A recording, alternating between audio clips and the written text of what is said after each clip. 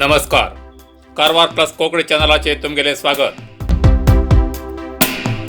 कारवार कोडीबागच्या न्हंयेंतले जातले प्रवाशा खातीर कांदळा वन.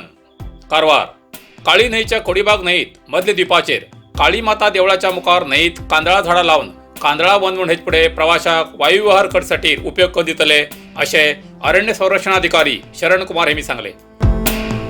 सस्य जगात एक पाऊल पुढे वयतेर आसा. या आधाराचेर केंद्र सरकाराले 10 लाख आर्थिक अनुदान सहाय्यान 240 मीटर लांब आणि 5 फूट रुंद असो एक पथरस्तो तयार केला. काळी न्हंयच्या द्वीपाचेर काळी माता मंदिरा समोरच हो प्रकल्प केल्ल्यान कारवारच्या प्रवासोद्यम्यान आकर्षणाची आणीक एक नवीन भर पडला म्हणून हरकत ना. काळी न्हंयत राफ्टिंग, होडी सवार तशेंच या योजनेत कांदळा झाडां बाजून फिरू मेळटले ही प्रवाशाक आनंदाची बातमी आसा.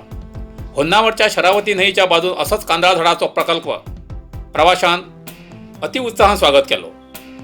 तेका खूब बरो प्रतिसाद मेळिल्ल्यान जिल्ह्याच्या संबंधित अधिकाऱ्यान प्रवासोद्यमच्या माध्यमांतल्यान प्रगती करूंक म्हण वैल अधिकाऱ्याक हो प्रस्ताव धाडिल्लो तो मंजूर जालो.